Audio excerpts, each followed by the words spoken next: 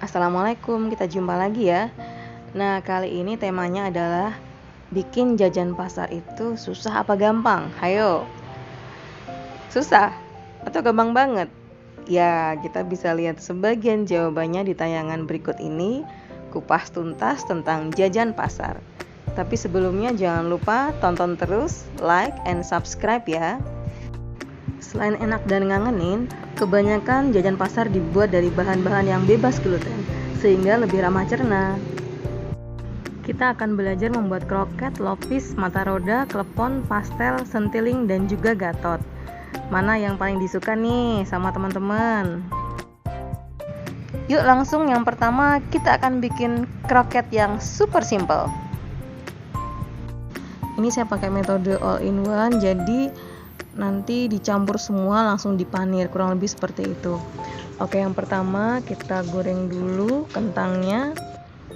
Selagi hangat itu langsung kita haluskan seperti ini, dihalusin aja, terus nanti dikasih tambahan susu bubuk supaya lebih gurih sama putih telur. Saya tidak pakai kuningnya karena pengen kroket yang hasil akhirnya lebih kokoh. Kalau udah kita sisihkan dulu, nanti kita buat isiannya baru kita campur ya. Nah, kalau sudah, kita sekarang akan siapin untuk isian. Jadi kalau isian saya hanya pakai wortel yang diiris, kemudian filet ayam, terus dikasih daun bawang sama seledri gitu. Nah, ini saya tumis dulu bawang bombay dan bawang putih, lalu kita masukkan isiannya, ditumis biasa aja sebenarnya. Kayak gini, terus kita aduk-aduk sampai agak matang. Nah, nanti sebelum diangkat atau sebelum selesai itu kita tambahkan larutan dari terigu sama susu cair, jadi supaya teksturnya agak mengental gitu. Jadi dia nanti ada kayak perekat untuk supaya menyatu sama yang tadi kita sudah haluskan kentangnya ya. Oh iya, saya juga menambahkan keju. Ini juga supaya rasanya lebih enak, lebih tasty gitu ya. Tapi kalaupun mau di skip nggak masalah, bisa pakai yang biasa.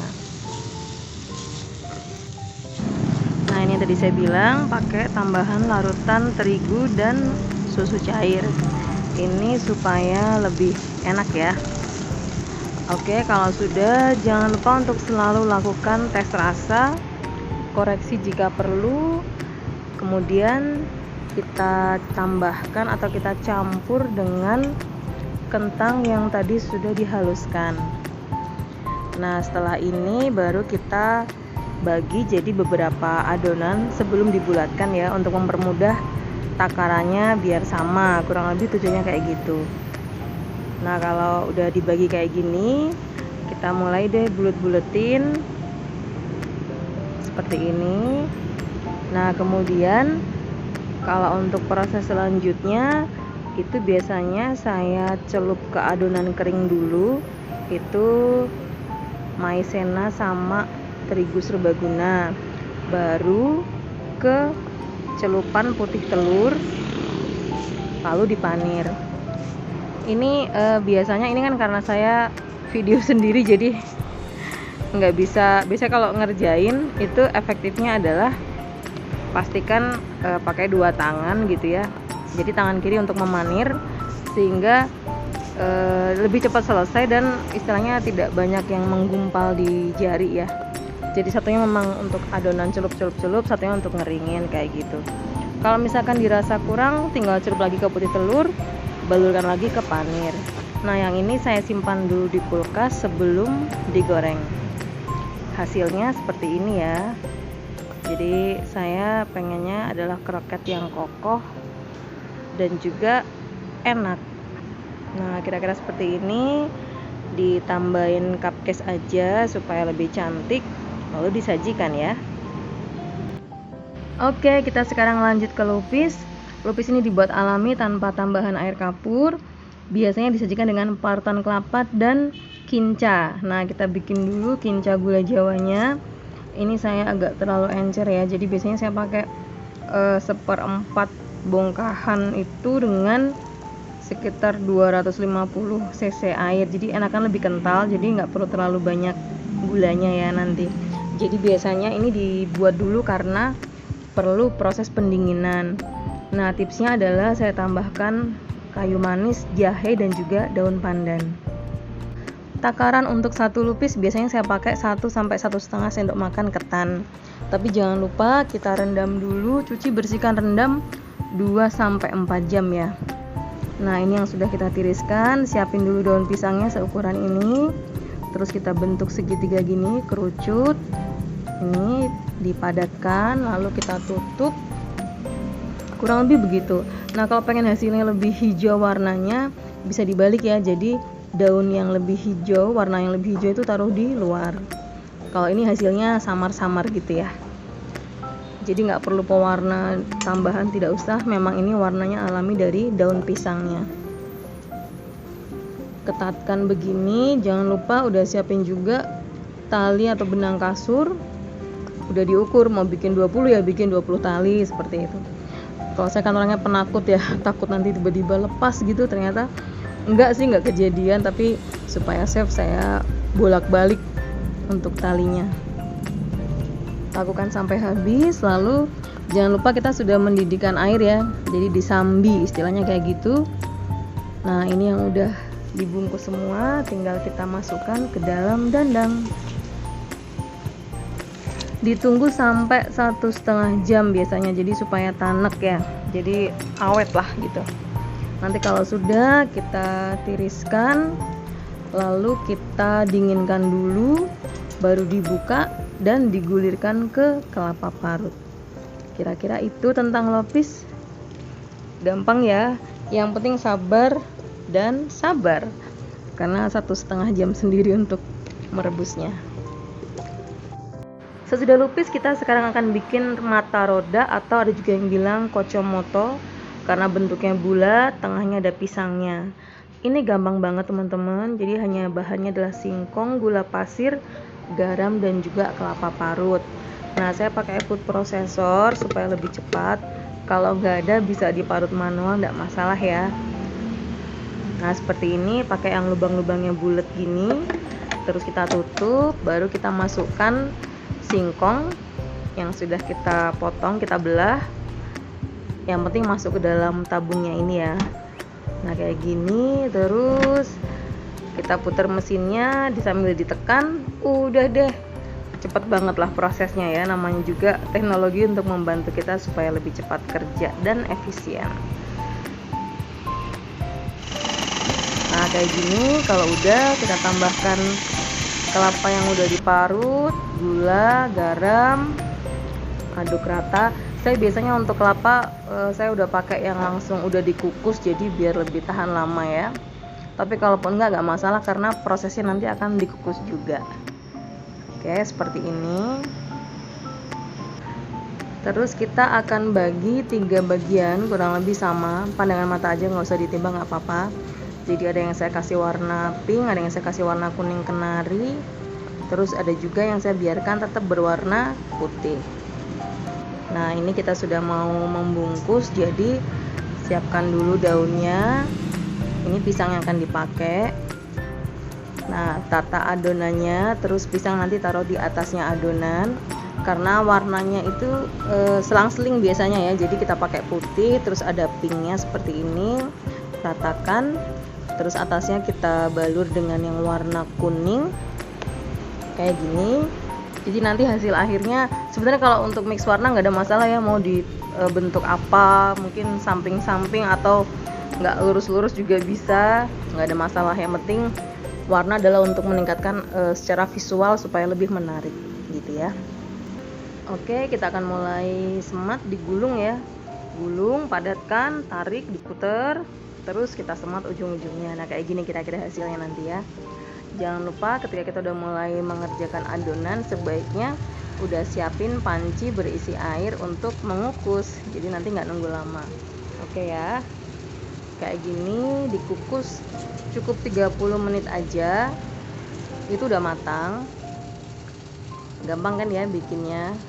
Nah yang penting proses ketika memadatkan gulungan ini supaya bentuknya bisa bulat dan cantik.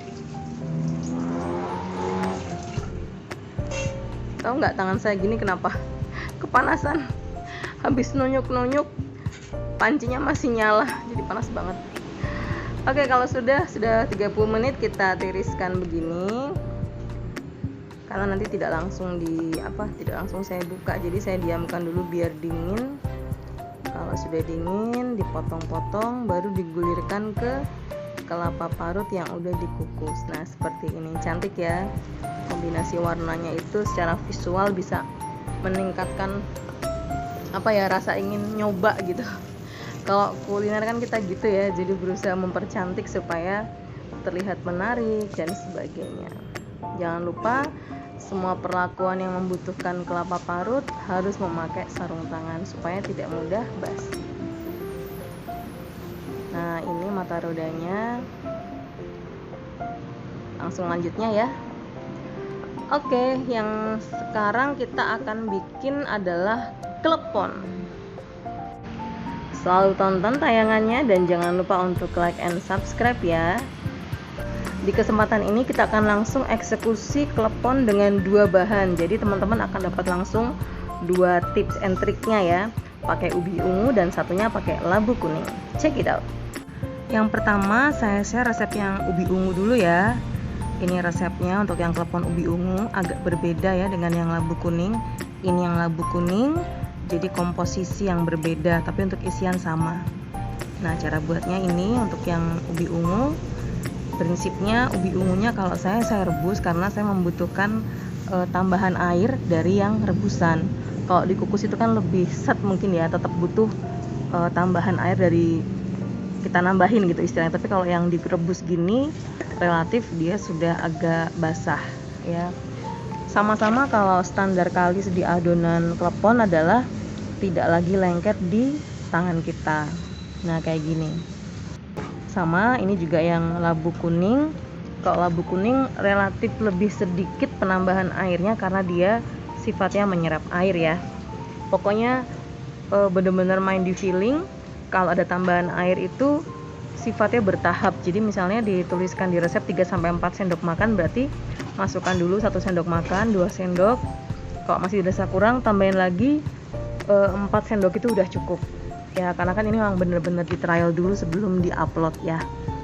Sama standarnya adalah kalis itu tidak nempel di tangan, jadi adonan akan mudah dibentuk.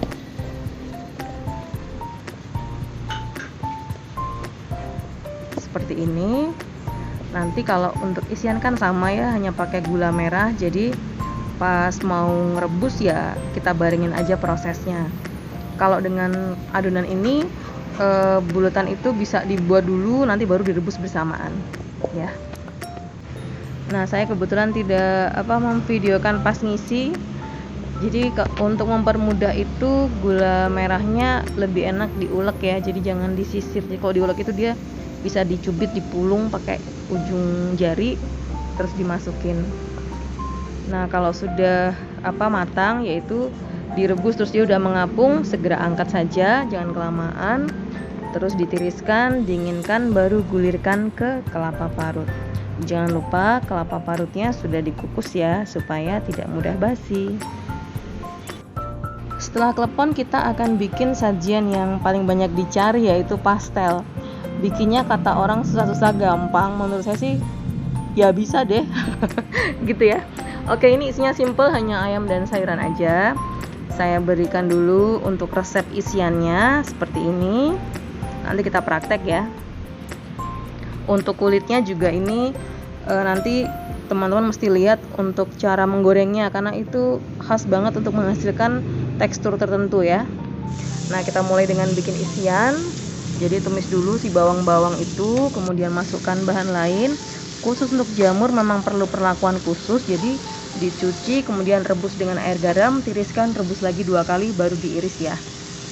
Seperti itu. Terus kalau sudah agak layu tambahkan bihun yang diseduh aja. Sama kalau biasanya kan telurnya direbus baru diiris ya. Nah kalau untuk simple telur saya kocok lepas aja kayak bikin orak-arik gitu. terus langsung digabungin ke adonan isian ini. Jadi lebih praktis dan tetap ada rasa telurnya seperti ini. Kalau suka kecap bisa sih ditambahkan, tapi nggak usah terlalu banyak ya, karena teksnya tuh biar beneran gurih.